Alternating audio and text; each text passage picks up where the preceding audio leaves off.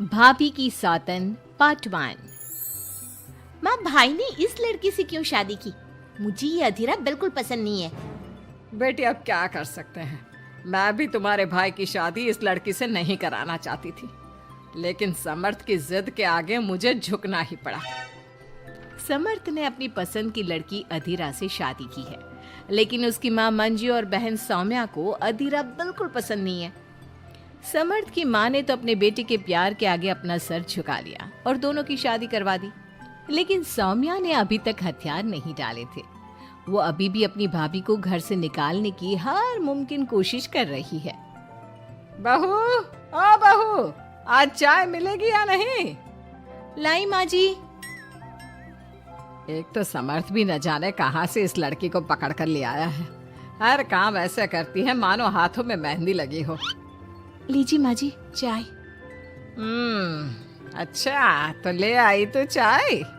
मुझे तो लगा था कि तू सुबह की चाय दोपहर के खाने के बाद देगी। माँ जी दूध वाला लेट आया था, इसलिए चाय बनाने में लेट हो गई। इतने में सौम्या वहाँ आ जाती है। माँ, मैं अपनी सहेली देविका से मिलने जा रही हूँ, शाम को आऊंगी।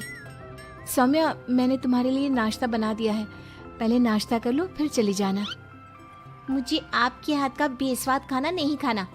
मेरी सहेली देविका बहुत अच्छा खाना बनाती है, मैं उसके यहाँ खा लूंगी। ओके माँ, बाय, मैं चलती हूँ। सौम्या के जाने के बाद मंजू अपनी बहू पर चिल्लाते हुए कहती है, बहू तूने इतनी बुरी चाय बनाई है, इससे अच्छा तो तू जहर पिला देती, कम से कम वो मीठा तो होता। अगर मेरे बस में होता तो चाय की जगह जहर ही दे देती। कुछ कहा तूने? अब नहीं माँ जी, मैं दूसरी चाय बना देती हूँ। रहने दे, मैं जा रही हूँ अपनी बहन के घर, तो घर का सारा काम करके रखना, शाम तक आ जाऊंगी। और हाँ, रात के खाने में कुछ अच्छा बना लेना। मंजू अधीरा पर हुक्म चलाकर चली जाती है। अधीरा बड़बड़ाती हुई किचन में जा रही होती है कि तभी समर्थ वहाँ आ जाता है। अधीरा नाश्ता लाओ जल्दी से, ऑफिस के लिए देर हो रही है। क्या करोगे नाश्ता करके? किसी को भी मेरे हाथ से बना खाना पसंद नहीं आता, आप भी बाहर ही कर लेना नाश्ता। लगता है माँ और सौम्या ने फिर तुमसे कुछ कहा है, तभी तुम्हारा मूड इतना खराब है। तुम माँ और सौम्या की बातों का बुरा मत माना करो।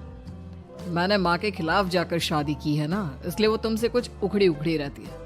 लेकिन मुझे पता है, जिस तरह तुमने मेरा दिल जीत लिया, उसी तरह तुम माँ और सौम्या का दिल भी जीत लोगे। बातें बनाना कोई आपसे सीखे। अब आपको ऑफिस के लिए देर नहीं हो रही? हो तो रही है, लेकिन सोच रहा हूँ सौम्या और माँ घर पर नहीं है, तुम दिन भर अकेली घर में क्या करोगी? मैं आज ऑफिस की छुट्टी कर ही लेता हूँ। नहीं नहीं नहीं, मैं घर में अकेली रह सकती हूँ, आप ऑफिस जाओ। चलो जाओ और अपना काम करो। समर्थ ऑफिस चला जाता है और शाम को जब सभी घर आते हैं, अधीरा सबके लिए बड़े प्यार से खाना तैयार करके रखती है। सौम्या सबसे पहले किचन में जाती है। अरे वाह, खाने की तो बहुत अच्छी खुशबू आ रही है, लेकिन मुझे इस खाने का मजा किरकिरा करना ही होगा। सौम्या खाने के अंदर बहुत सारी हल्दी डालकर चली जाती है। उसके बाद अधीरा सबके लिए खाना लगाती है, लेकिन किसी को भी खाना अच्छा नहीं लगता। छी भाभी, कितना बुरा खाना बनाया है। इससे अच्छा तो आप हमें मना ही कर देती कि आप खाना बनाएंगी ही नहीं, तो हम बाहर से ही कुछ अच्छा खाकर आ जाते। कम से कम हमारे मुंह का स्वाद तो नहीं बिगड़ता।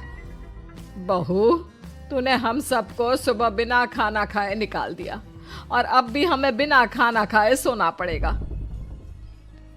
क्या करती हो अधीरा? तुम्हें खाना बनाना भी नहीं आता क्या? दिमाग खराब कर दिया। समर्थ गुस्से में वहां से चला जाता है। उसके पीछे पीछे सौम्या भी जाती है। भैया, हमने आपसे कितना मना किया था कि इस लड़की से शादी मत करो मत करो, लेकिन आपने हमारी एक नहीं सुनी। आप मेरी सहेली देविका को तो जानती हो ना, सुंदर होने के साथ साथ हर काम में माहिर है। सौम्या देखो, मैं वैसे ही परेशान हूँ, तुम मुझे और परेशान मत करो, जाओ यहाँ से। सौम्या ने समर्थ के दिल में अधीरा के लिए नफरत डालने की कोशिश की।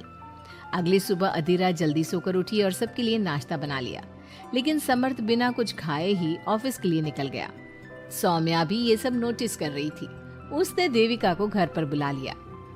देविका, आज भैया बहुत गुस्से में है। आज तुम ऐसा खाना बनाओ कि भैया उस अधीरा की तारीफ करना भूल जाए। सौम्या, तुम ये सब क्या कर रही हो? तुम्हारा भाई शादीशुदा है, वो कभी मुझसे शादी करने के लिए तैयार नहीं होगा। लेकिन तुम तो भाई से पहले से ही प्यार करती थी ना। हाँ करती थी, लेकिन ये उन दिनों की बात है ना।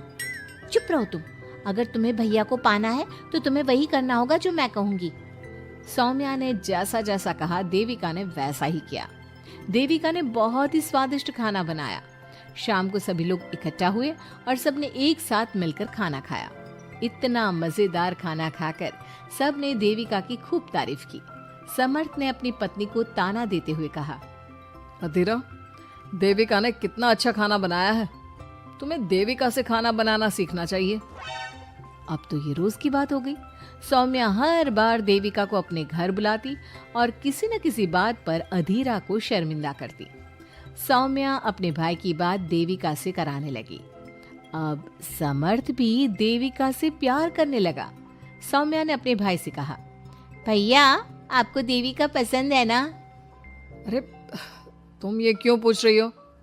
क्योंकि मैं चाहती हूँ कि आप देविका से शादी कर लो। अरे सौम्या, ये मुमकिन नहीं है, क्योंकि देविका मुझसे शादी करने के लिए कभी तैयार नहीं होगी और अधीरा भी इस रिश्ते से खुश नहीं होगी। आप देविका की चिंता मत करो, उससे मैं बात कर लूंगी। आप बस अधीरा भाभी को समझा दो। सौम्या की बात सुनकर समर्थ अधीरा के पास जाता है। वो उससे अपनी और देविका की शादी की बात करता है। अधीरा, मैं देविका से शादी करना चाहता हूँ। क्या? आप शादी करोगे? लेकिन क्यों? क्योंकि मैं उससे प्यार करता हूँ। प्यार तो आप मुझसे भी करते थे। कल कोई और लड़की पसंद आ जाएगी तो तीसरी शादी कर लोगे? देखो अधीरा, तुम्हें घर में कोई पसंद नहीं करता। तुम्हारी शादी मैंने माँ के खिलाफ जाकर की थी। अब तुम मेरे और देविका के बीच में मत आओ, प्लीज। क्यों बीच में ना आओ? मैं ये शादी नहीं होने दूंगी, आप चाहे कुछ भी कहो। अधीरा के लाख विरोध के बावजूद भी सौम्या और मंजू ने समर्थ की शादी देविका से करवा दी। आखिरकार सौम्या अपनी भाभी की सौतन ले ही आई। शादी के बाद देविका ने घर में आते ही घर वालों के साथ कैसा सलूक किया और अधीरा के साथ क्या हुआ, ये सब जानने के लिए इंतजार कीजिए हमारे अगले एपिसोड का।